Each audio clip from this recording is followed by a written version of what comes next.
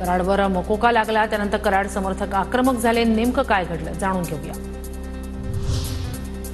वाल्मिक कराडचे समर्थक आक्रमक. आत्मदहनाचा प्रयत्न. परळीत पोलीस स्थानकासमोरच एका समर्थकाकडून पायावर पेट्रोल ओतत आत्मदहनाचा प्रयत्न. परळीत टायर जाळत कराड समर्थकांचं आंदोलन. पांगरी ग्रामस्थांकडून परळी बीड मार्गावर टायर जाळत निदर्शनं. बीडमध्ये वाल्मिक कराडच्या महिला समर्थकाकडून आत्मदहनाचा प्रयत्न. आंदोलनादरम्यान अंगावर पेट्रोल ओतून महिलेकडून आत्मदहनाचा प्रयत्न.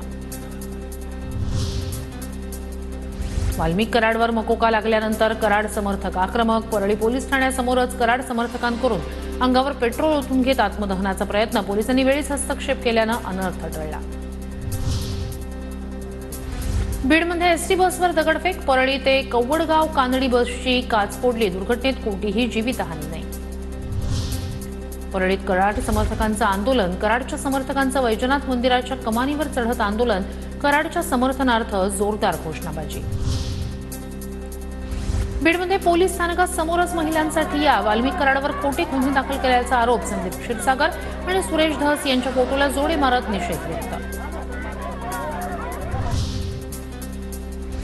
सांगलीत 23 तारखेला बहुजन जनाक्रोश मोर्चा. बीड आणि परभणी घटनेच्या निषेधार्थ मोर्चा निघणार. मनोज जरांगे, बजरंग सोनवणे, सुरेश धस, संदीप क्षीरसागर मोर्चात सहभागी होणार.